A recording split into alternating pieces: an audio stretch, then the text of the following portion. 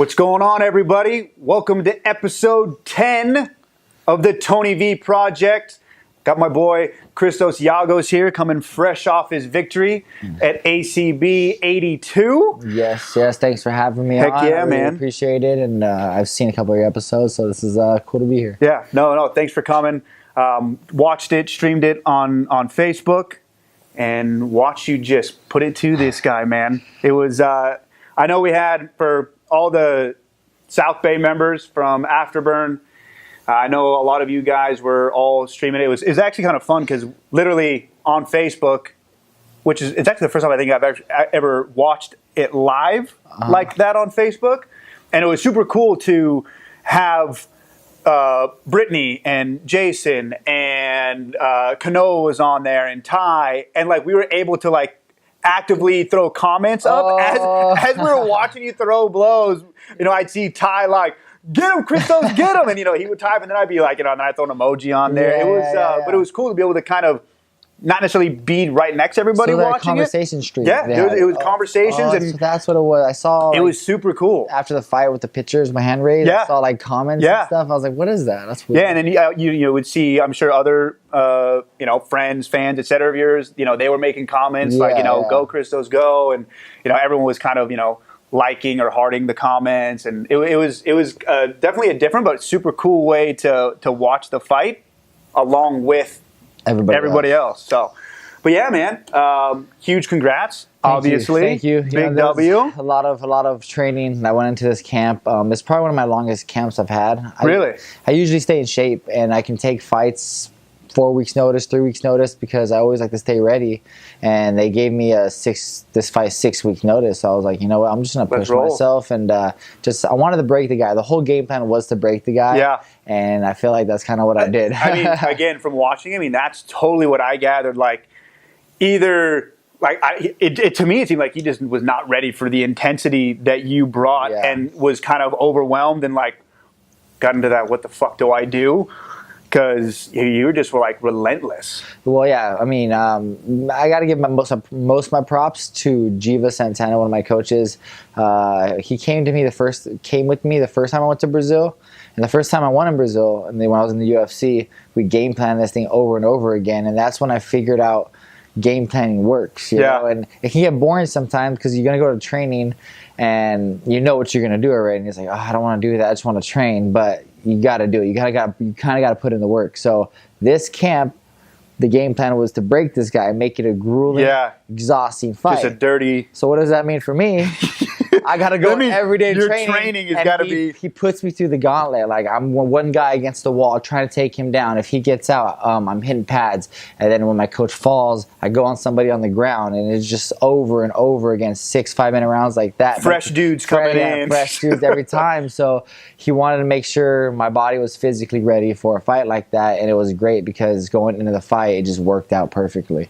And like, going into the fight, what was your knowledge of him? Like, what did you think his game plan was going to be? Obviously, yours was to just make it dirty and grueling and all of that. But because this guy was good. Yeah. I mean, for everyone who watched the fight, I know I didn't make him look good, but he was a very, very big fighter. He actually was supposed to get signed by the UFC before, and he got popped for steroids and by the Brazilian Commission. So I guess he was suspended for a year. So I've heard. And then he got back into it, and ACB signed him. And but yeah, so he lost his very first fight, and he won 12 straight. And he was, this big... And that was going into yours? No, so he fought another grappler, Ali Begov. He fought on my last card, actually, when I fought in Russia. Okay. He was there, and he fought this like crazy grappler who's really good, and he's known for his ground. But he didn't do nearly what I did. He took him down, he controlled him, almost had a choke, and then... Herderson, my opponent, started coming back in the third round, and I think won the third round against Eli Begov. So Eli Begov won 29-28. It was not, I wouldn't say it was an ass whipping. It was more like he, slid by with the win. Right. Then when I fought him, nobody's done what I did to him. So. Yeah, and that's what I had heard after the fact. They were like, dude, no one has controlled him and dominated him in the way that you were able to. Yeah, so it was, like I said, it was just a hard training camp, a very exhausting one, a lot of emotions, a lot of getting into the right mindset, and just, going out to enemy territory, you know. And, that's got to be hard, yeah? Oh, yeah, definitely. I mean, and I would assume, and correct me if I'm wrong, like it would seem that it's different. You know, if a Brazilian or a Russian or whatever dude comes over to the U.S.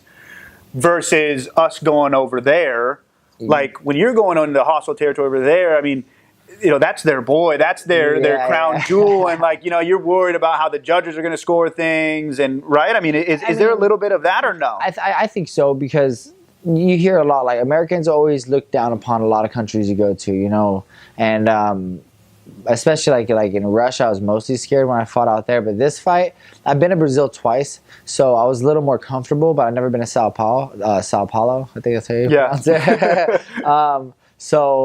And I haven't been to Brazil in a while, so I was just like, man. And after that Russian incident, because a lot of people thought I won the fight, regardless if I did or not, I knew, I was like, I cannot leave this fight close. If I'm gonna be in Brazil, fighting a Brazilian, I'm gonna definitely have to like show them who's gonna win this fight. You know, I mean, it's probably like a championship fight, right? So if like to be the champion, you got to like clearly beat the champion. Like if it's going to be like a nose, you know, like a real close, like, you know, 29-28 type of a thing, that's probably going to get the nod's going to go to the champ more often than not. And so when you go to Brazil, whether it's a champion fight or not, it's like you're fighting the champ. You got to make a clear case that you won that. Put the stamp on it. Yeah, exactly. So no, and it gets to, you know what I mean, the emotions. Being in Brazil, I have nobody there to like talk to. I mean, John was there, but it's like, and you don't have connection to your phone a whole lot of times with the Wi-Fi, so you're just like kind of alone in a way. You know? And is that a good or bad thing? It depends how you handle it. I think everyone's different, so I think people can really let it get to them and make a lot of mistakes because of that. Or you can kind of like, you know, buckle up, say, like, look, you're here already. What are you gonna do about it? You know, it's how you overcome it. It's how you know, take all the thoughts you have in your head and what you make of it. So it's like I was just like I'm here already. I'm getting in the cage regardless. Yeah. Let's try to make the best of it. So I just try to like stay focused, stay in the zone. And a lot of people thought I was in a better mental state when they were talking to me through FaceTime. I was trying to call my family back home. So that was cool. John did a really, really good job in keeping me composed, because there was a lot. Oh my God, I didn't even get here. There was a lot of stress before the fight. Let me tell you about that. If that's Let's okay. go. Heck yeah, time. man. Okay, so heck yeah. So they tell me I have to get my visa for Brazil, and they being like the organization. The organization, yeah. ACB told me they sent a message saying I need my visa and my medicals. So I had got my medicals done. For some reason, this is my mistake, but I thought you had to have your itinerary before you get your visa, so they know when you're leaving. Because when my friends tried to go to Brazil the first time, it was a lot harder to get in. But I guess in January they made it like a way easier now, and it's pretty cheap. So they gave me my itinerary pretty much 2 weeks before my fight. So me and John go to get our visas, and the Brazilian embassy say, "Oh, you need to set an appointment." So we just went to a lawyer down the street, like, "Hey, can you help us? We heard you guys do visas. Yeah, we can get it to you when you're leaving." I'm like, "Monday." It's Tuesday. He's like, "Okay, it should be here by like Thursday, Friday, but I always tell my clients 3 to 5 days, business days, so it might come Monday." Whew.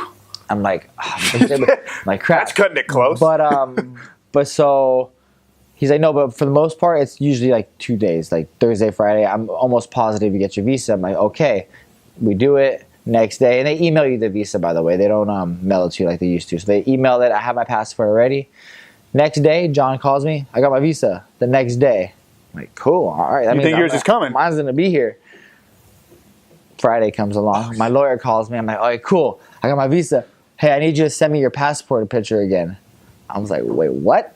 I guess the embassy needed a better picture or something, so I had to go home. I was on my way to training. I freaking print that out. I mean, not print. I scan it. I send it in. Now he's like, okay, it should be ready by tonight or tomorrow. But I guess it takes 48 hours for the embassy to do it. And it was during the weekend where they don't work. So I'm stressing out. Monday comes along. I'm supposed to leave for my flight to Brazil. I'm like, I'm still going to go, whatever. So I try. I'm at the airport. No visa. No visa. But I know it's supposed to be coming within like that So you're day. thinking, you're like checking your email. Come on. So the lady's like, look, we can't let you fly without it. I'm like, I'm going to get it, don't worry. She's like, we can't let you fly without it because it's a $10,000 fee for me and the airline for letting me fly. So I'll give you till 10 o'clock. I'm like, all right, I'm waiting. I call my in lawyer. the airport. Yeah, in the airport. We're like at the gate. I'm at my gate for the flight. No shit. 10 o'clock happens, nothing. All right, so I hit up ACB. They send me a new flight for the next day. I leave 10:06. So you got it sometime between the next day. 6 minutes later, I'm leaving the airport. 6 minutes after the first flight was supposed to take off, you get the email. Well, I leave, so I have to go back to security in order to get back in. I wasn't going to make it, but 10:06, my lawyer calls me, hey, your visa just got committed. Oh, my God. Boom. So I had to stay an extra day, and then when I get there, my medicals never got sent to them. Holy shit. And it's like 4 a.m. over here, so they want to take me to the doctors, do my medicals over there. I'm like, no, I did them already. Yeah. So just wait. I promise I get them to you. That gets squared away. Now me and John, after the fight, we had an extra day. We're trying to go home. My ticket's canceled. John was telling me this. Yes. John was telling me this. Because I didn't go on the flight the first day. The connecting flight got canceled. They scrapped it because they thought you weren't on. Yeah, so they sent me a one-way there. I had no way of getting back, so I spent $2,700 buying mine and John's ticket flying back. But they're going to reimburse me, they said, so that's the good news. But like I said, if I would not have won that fight, I was going to say that would have. Holy crap! Yeah, I'll tell you. Maybe that's what fired you up even more. Like, you know what I mean? I was like, I can't take another loss. Yeah. You know what I mean? Like that's when all you want to do and all you need to do at that point is focus on the opponent and the fight and everything you got going on, and you got to deal with all that nonsense. That's overcoming. That was crazy, but it was a very good experience, and now it's a good story. So you can always look back and just have these moments, right? You know. So another thing is with him being popped prior for steroids. Is that something that gets in your head? Because obviously it's a big thing now in the MMA world. You know, the steroid issue, and so if you know you got an opponent who's done it before and been popped. Like, does that fuck with your head at all? Or a little bit, but not too much because I've been fighting guys like this for a while. And now that it sucks, because when I was signed with the UFC, when I had a first round submission off a Brazilian guy in Brazil, and then a couple weeks later, I find out he got popped, was suspended from the UFC for a year. But I had beat him, so I still get the win. If he would have got the win, he would. Then it goes no contest, yeah, right? But I still get the win. He got suspended and ended up getting kicked out. But I know I've been fighting these guys. When I fought this guy, Josh Emmett, he's like number 5 in the world now in UFC. But when I fought him before he got signed, you just know he's on. Yeah. There's certain ways you can tell. Then he gets signed by UFC. They have all these like drug testing rules now. He goes down a weight class. So I was like, okay, he's for sure on it now. You know what I mean? So I know I've been fighting these guys already. I've never touched it in my life, so that's why I want to be back. I'm just my job right now is trying to get back to the UFC just because I know how clean they are now, and I want to be there. You know? Yeah, well, because I mean, the playing field is at least, you know, from a regulatory standpoint, it's on a more level. Even keel. Yeah. So I want to fight fair. I always fought fair, and but I know I'm going to come across these guys, and it's just something you got to look past. Hey, you never know who's taking it, so you got to be ready at all times. At all times. Yeah. So, kind of give me a little bit of a background on kind of how you got rolling on, you know, in the MMA scene and everything. When you used to fight for UFC, and did you take were you on like a little bit of a hiatus or a break, and then just come back a couple of years ago, or? No. I've been fighting nonstop. You've been consistent nonstop. Yeah. Okay, because because that's what I thought, but someone said the other day that you had taken like a year or two off and were coming back. No, I've never taken more than a year off. I had gotten surgery one time, which kind of was a little bit of a break, my longest break. But for the most part, I always fight at least 3 to 4 times in a year. The past 2 years have been a little slower with like ACB, the organization, finding me fights. But how I got started was pretty cool because I played sports my whole life, you know, football, basketball. Yeah. Then going into my senior, I was impressed with your basketball skills the other day when you were with something you posted on Facebook and a little kid. I don't know. Yeah. Terrion. Oh, that's Terrion's kid. He fights in the UFC tomorrow, by the way. Oh yeah. Yeah. He's fighting, right on. And Verdum's fighting the main event. Yeah. So that's his kid, Jaden. So I was just balling. Yeah, you were balling around. And, that was But cool. yeah, so I played sports my whole life, so I kind of grew up an athlete, and then I joined. Well, I didn't want to play football because it took him a whole summer. I was like, you know what? I kind of want to party, go with girls, stuff like that. It's my senior year, so I needed a new sixth period, so I switched it to wrestling. First time wrestling. Never wrestled. My senior year, just I'm gonna just do that as a sixth period because I had some friends that were on the wrestling team, so I didn't even do it to wrestle. I just did it because I needed a sixth period. Yeah. And then they joined us up in a circle with the veterans are over here, first time wrestlers over here, and we're doing takedowns, and I want to win, you know what I mean? It's my first time wrestling. I don't know what I'm doing. I'm like, okay, we're going to go, you know what I mean? And I start mopping these first time wrestlers up, and then I end up taking this one kid down. He tries to post, and I break his wrist all the way up to his elbow. And the guys around my circle like, what are you doing? You know, you're a good wrestler. Why are you doing this? I'm like, I never wrestled ever before. You know, he thought I'd been wrestling for a while. So I was like, dang, I guess maybe I'm halfway decent at this. I got pretty excited at that. And then me and my friends, they did this open tournament. But I was like, I'm not doing varsity. I'm going to just do JV. I ended up taking first place in that tournament. My first tournament ever, only like a month to train, really. Really? I learned like a half Nelson and like how to do a couple takedowns. That was pretty much it. Yeah. And I was like, damn, this is cool. So I ended up doing the season. I ended up taking the MVP of my school. I did pretty well. Went to CIF, but going to CIF, that's when I took a little 2-week break and started partying a lot. Yeah. I was just over wrestling. I was winning so much, I was just over it. And then, and at that point, when you're going to, I mean, now you're messing with the best of the best from. Yeah. So my first, a lot less room for. First match, I was winning by like 3-4-0, and then I ended up gassing out like completely. And then I got pinned, and then the second match I got disqualified because I had a tongue ring in. So, but that was, besides that, I had a really good wrestling career. I got the most pins award from my school. I got the MVP trophy. And then me and my friends, we stayed friends a little bit. My friend had a key to the wrestling room somehow. I don't know how he got it. I forgot how he got it. So we watched a UFC event. It was wait, I was say, when was this? Like what year? 2008. Okay. It was like Chuck Liddell versus Vanderlei Silva. Yeah. Yeah, but that was so we watched that. We're like, this is like, you know, a street fight pretty much. Yeah. I didn't even know what jiu-jitsu was at the time. I just thought it was like wrestling and fighting. So we got some guys who agreed. We bought some UFC gloves. We broke in the wrestling room at like 1 in the morning, and we matched people up. But nobody wanted to fight me, and nobody wanted to fight my friend Robert. My friend Robert, he loves this story all the time because I've said it a couple times. But he's 265 pounds. He was 100 pounds. Big dude. He had 100 pounds on me. And I was like, Robert, you want to go? He's like, I'll break your freaking arm. And I was like, bro, like we're just doing this for fun. You know? Not for fun, like it's serious, but we're just gonna do it. And so we started going at it. You know, I cracked him a couple times. He tried to take me down. He has my as like a single. I just keep hitting him, and then my friends stand us back up, and he comes charging in again, trying to take me down, and I just cracked him and I knocked him out. Like he just dropped and then woke up, and his lip was all bloody, and then they had to stop because his dad didn't want us to go do that. He had said, "Do not go fight," because we said we're gonna do it. Yeah. But we did it anyway. So I played football with this kid, Jelani, and I was good friends with him, and I knew his dad owned a gym, so I just kind of went over there, and I was one of those guys. We get like an MMA gym type thing? Yeah, or? It's called Elite Training Center in Redondo. Okay. Yeah, so a couple of people from Afterburn trained there, yeah. So I know the owner. I knew the owner for a while. He never really liked me because I was kind of a troublemaker in school. No. I'm a lot better now. You know, I went from being a troublemaker to a role model, which is pretty cool. That's all. But so I go to the gym, and we get these guys that I train, I teach at gyms, like all the time, come in, I want to fight. But that's exactly what I did. I came in like, I want to fight, you know, like that was my thing. I watched The Ultimate Fighter one time. I was like, I want to try out for that show. So I signed up. My first day, we do an MMA class, and some kid put me in a triangle choke. And I thought I was winning, you know, wrestling. He put me in a triangle choke.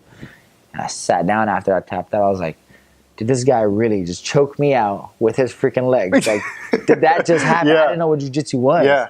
So I was like, man, this is cool. So I just signed up. 3 months later, did my first jiu-jitsu tournament, took first. Kept going. One year later, they were like, hey, do you want to fight? I was like, yeah. I had my first pro fight, ended up winning, and just kept going from there. That's rad, man. Yeah. That's cool.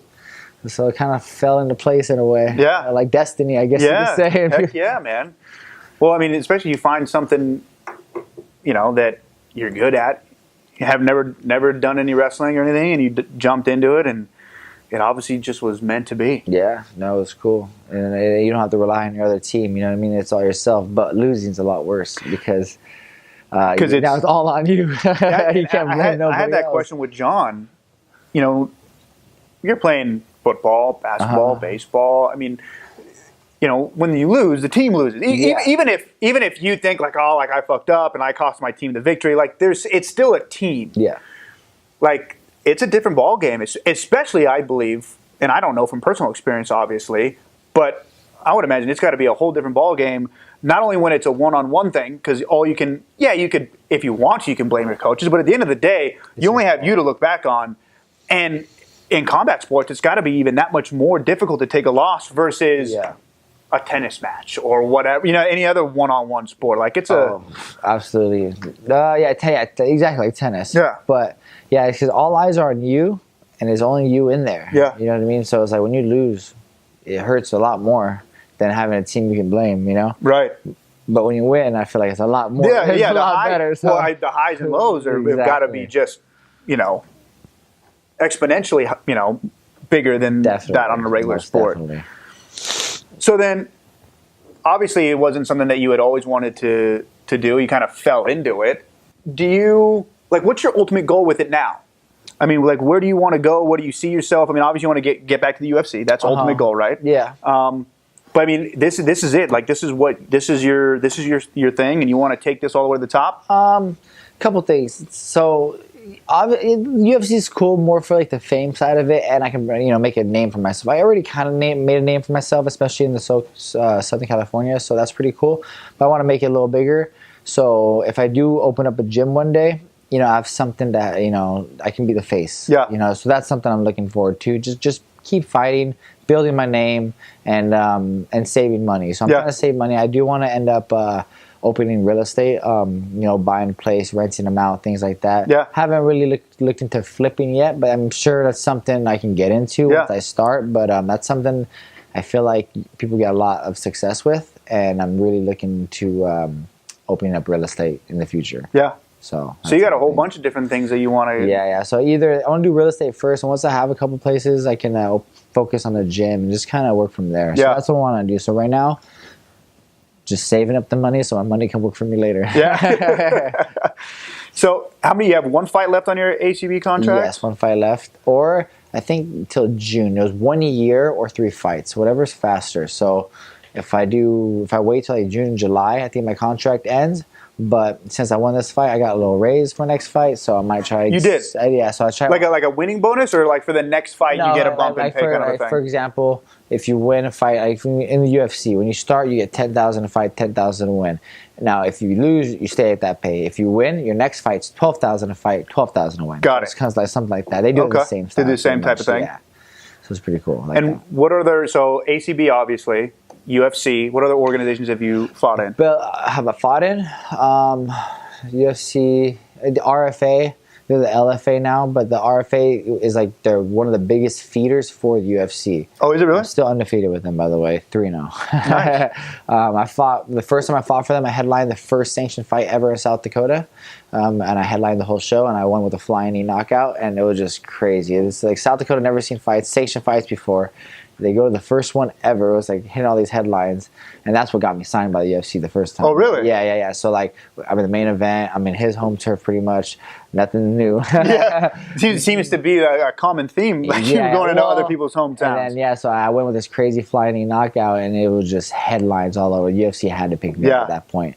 But what's cool? Like my nickname is Spartan since I'm Greek. Yep. Christos Giagos, and it's kind of cool. It's like I get to travel to different lands and kind of try to conquer. Yeah. You know what I mean? So that's cool. It kind of fits the criteria heck yeah, pretty it does. good. Yeah. Now, you're still originally from here though, from the States? Yes. First of all, has there ever been an MMA match in Greece?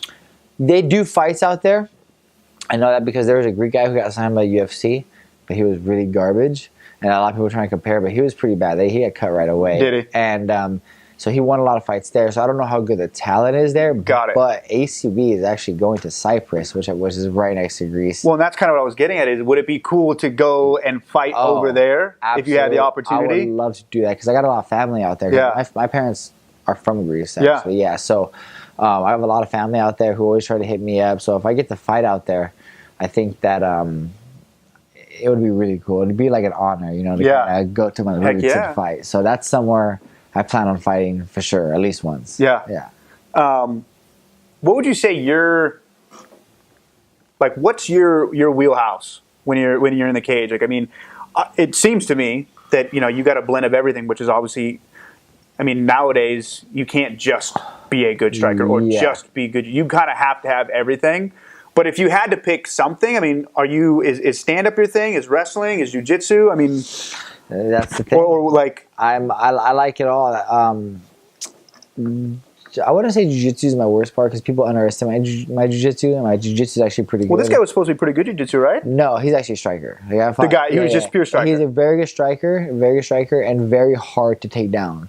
That's the thing. But you were able to take him down. Yeah, because I would just push him forward. But he defended like 2 or 3 of them. But and then I got him down. The times I got him down, I'm keeping you down. Yeah. So the thing is, I have a good fight IQ, I think, and depending on who I fight is where I want that fight to go. So my last four fights, the majority of it was on the feet because 3 of those guys were black belts in jiu-jitsu. And it's not that I can't compete with them on the ground. It's like I'm not going to play to your strengths. I'm going to play to their weaknesses. So that's the way I like to fight. Well, and if you're well-rounded enough to be able to do that. Exactly. So my last guy, the Russian guy, I did want to take him down, but he just moved a lot, and he was actually hard to take down. So then you have to go back to your striking, which I fairly did well against that too. I dropped him twice. But this guy was a striker, and it's not that I can't strike with him. I felt like I did fine on the feet with him. It was more... That's that self-awareness thing we always talk about, Jay. And, I mean, it's knowing what you're good at.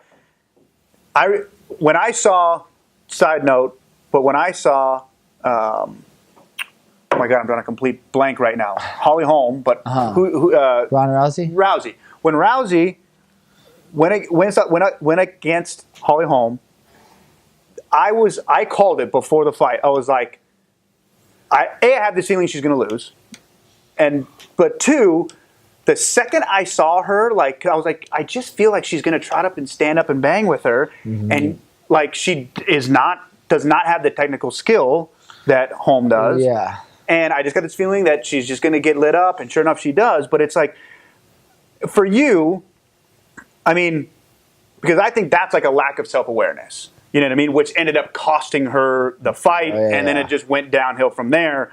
Like, you have to check yourself. You can't let your ego get the better of you just because you want to prove something to the fucking masses or whatever. Like, you need to fucking toss her ass around, get on top, do what you do. That's your game. That is your bread and butter. What has got you as far as it's gotten you. And for you to try to stand and bang with someone who boxes and who has technical precision striking, like, you pay for it. Mm-hmm, absolutely. She came in with her chin up, rushing in. Like, she did everything Holly Holm can excel at in that fight. She played the Holly Holm strengths rather than going towards her weakness, which Misha Tate submitted her. Yeah. Misha Tate should not have beaten Holly Holm. Yeah.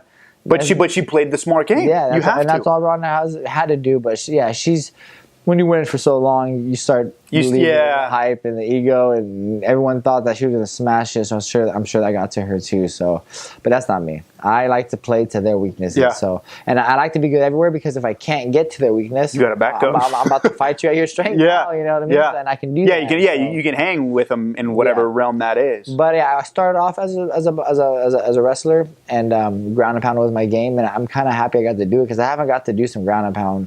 A couple of fights actually, so it's been a while, and that's where I started at. So it was really fun to kind of see what I can do now, and I'm a lot better at it. So that's pretty good. Is there a fighter that you looked up to, or was kind of your idol growing up that you either wanted to emulate or that you just watched all the time? Anderson Silva. Hands down? Yeah, it was cool is I got to train with him a couple of times. I used to go. Oh, no way? He opened up a gym in Torrance. It's not there no more, but one of my boys. It's not there anymore? No. Did it just close down just recently? Yeah, a couple months ago. I was going to say, because I thought it was up fairly recently. Yeah, it might still kind of be there, but it's pretty much done. Yeah.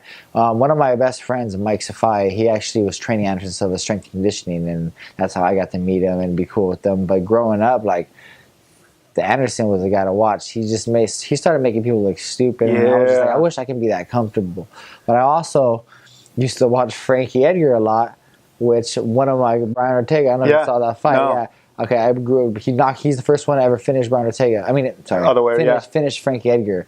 And I grew up fighting with Brian. And my first time I won my first title, he got that same title that same night. And we did an amateur show together. We kind of grew up fighting. Now he's number 1 in the world. That's right. He's fighting for Max Holloway next year. That's impressive considering that 145-pound title. Yeah.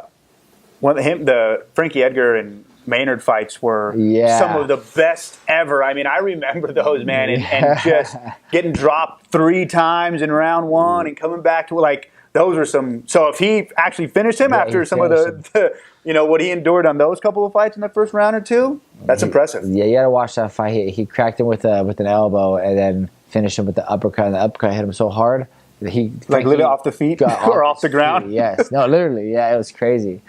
Yeah, definitely watch that for sure. Anderson Silva, I was talking to, was it John? It wasn't on the show. It was, I forget who it was or what it was about. But we were talking about how his mystique, right, for the longest time, made people nervous. And because I think whoever I was talking to, we were talking about how, he used to keep his hands down and dance and move. And for so long, the Forrest Griffins and it doesn't really matter who, everyone he came across was so afraid to engage with him that he was able to do that. And the first person that had that mentality of I'm going to push forward was what's his name? Who beat him? Chris Weidman. Weidman, and do you see that as that? Do you see when you look back at his previous fights that? Did it just finally take somebody, aka Weidman, to have the guts and the courage to just press forward and rather than falling into Anderson's game plan? Or do you think it was just hey, look, he's getting a little bit older, getting a little bit slower, and time catches up, and it is what it is? That's what I think it is mostly. I thought that because I thought Forrest Griffin was pushing forward. He was coming forward, but he was coming forward with his chin up. Yeah. And he was a little slower than Anderson, so. That was Anderson's style. He perfected it, and that's a style that's hard to deal with. And I felt like Weidman was the younger, fresher, undefeated fighter coming up, and Anderson, he hit a pretty high age. Yeah. There was an interview before that fight, and it's he almost knew he was going to lose. You could tell he was kind of out of it. He was just I win, and I'm tired, I win all the time, and he defended 16 times, or he won 16 straight. He defended 12 times, and it just it got to the point where I think he just wasn't mentally there maybe anymore, and just the old fight that he had he didn't have anymore. And Weidman was hungry and came and. And then Anderson started dancing around and got clipped out. So I think it was. I don't think it was more of a Weidman having the style for Anderson. I think it was just more of Anderson was kind of on the down and Weidman. Yeah. But that's my opinion. Yeah. So yeah. So, who is there? Somebody you want to fight next, or somewhere you want to fight next, or what's? Not really. I want to fight in England. So ACB has England in May. So hopefully they booked me on that one. That's where. That's only 2 months from now. Yeah. So I'm gonna get ready. I'm gonna start training. I trained yesterday, so I'm getting back into shape already. And I was gonna say, even obviously now, it's been a week and a half since the fight. Oh no, 5 days, 6 days. 1 week today. Yeah. Oh, so 1 week ago today. Yeah. But even day after, when you posted a couple of pictures and everything of the victory, and it doesn't even look like you were. No, I had a mark. I had a mark right here from I think my face rubbing the mat. Yeah. Or the cage, but that was it. It was a little a burn. But besides that, no, I was fine. I didn't get really hit, so that was good. I try to save my brain as much as I can. Yeah. You're gonna need it to flip those houses, dude. Exactly. You gotta keep that thing. Use it later. But yeah, was there? I think you said you maybe had a question or so you want to ask me. I got a couple questions I want to ask you. Because you're very successful individual and you do a lot of things. And I wanted to know when you started, you opened up a gym, right? That was how you started, or? Well, I started as a trainer. That's what I was a personal trainer for a long time, and then slowly built that business. And you had goals, right? Had goals always, and then yeah, I mean, it got to a point where I was like, hey, look, I want to keep growing. I don't want to be stagnant. And so the next step was that or be stagnant. So what kept you motivated? What's something that kept you motivated to keep going? Because I know there's all these obstacles and there's times you want to stop. And I mean, who knows? Maybe you didn't. Maybe you were so motivated you didn't. But I know a lot of people have these thoughts of, man, is this ever going to happen? Am I ever going to get there? What kept you motivated in life to keep pushing? Easy, man. Regret. And that literally, I remember like when I was contemplating like what do I do next, and you're scared of those roadblocks, those obstacles, everything. To me it was the fear of regret. Like outweighed the fear of failure like 100 to 1. Like I'll fail, I'll lose, I'll whatever, but the idea that I could potentially not try something and wake up 20 years down the road and think, fuck, what if I should have given it a shot, like that scares the shit out of me. And so that is what is my biggest driving force. Okay, that's pretty cool. That's like the Michael Jordan quote, right? I have it on my wall in my office. Okay, yeah, I can accept failure. I can accept not trying. So that's okay. That's not the one I have. The one I have in my office is something like, I've missed 400 or 40,000 shots in my career. I've missed 15 game-winning shots. I've all these things that he's failed at and lost at. And then I think the end is like, and that's why I win. You know what I mean? Because you're willing to endure failures to fucking learn, and that's how you get better, and that's how you have to play the game. What is the best and worst purchase you've ever purchased? Of anything or business related? Both. I feel like this sounds super cheesy right now, but I guess the best purchase is Mr. Tankers. Like, what's this, Mr. Tanker? Oh, you're the dog. Oh, I love that little guy. That's a good one. So he has been the best purchase. Worst purchase. Shitty employees, like you know what I mean, like you a bad hire that turns out I don't know. I can't think of like an actual physical purchase type of a thing. I don't know.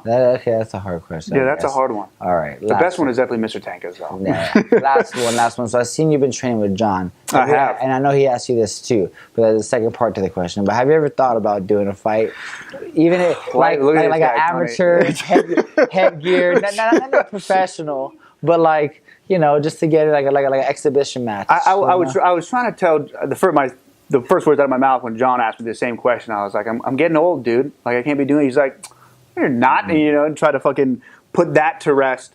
So I don't know if I can use that excuse again. It's funny when I did a little bit of training for a while, call it, I don't know, prior to opening up this place. And I used to train out of like my own personal clients, but also used to take classes and train MMA, boxing, kickboxing, stuff like that over at Big John's before they shut down the street. And the guy who I used to do like kickboxing and boxing stuff with would ask me the same shit. And, to be honest, I don't know why. Just for fun. I've always kind of done it for fun and as a hobby. I really enjoy it. It's just a question. A lot of people like to do it for fun. It takes a lot of mental strength to kind of. I'm not saying you're not mentally tough, but like no. He just called me not mentally tough. You have to be in a different kind of mindset. Yeah. Fighters, there's a little crazy in them, you know what I mean? No, it was good talking to you, and I know something. Sorry to interrupt you. No, you're good. I want to know for this next fight, whether it be in May or whatever with ACB, I want to get Afterburn on your shorts. So if you got a sponsorship, we want to be front and center. So we will talk, but I want. Definitely. We can make that happen. 100%. I'm always looking for new sponsors, and that was something to be cool to represent. Especially because I'm one of the trainers there and everything like that. And it's funny, man. I talked to John too about. I was like, hey, do you think Afterburn will sponsor me?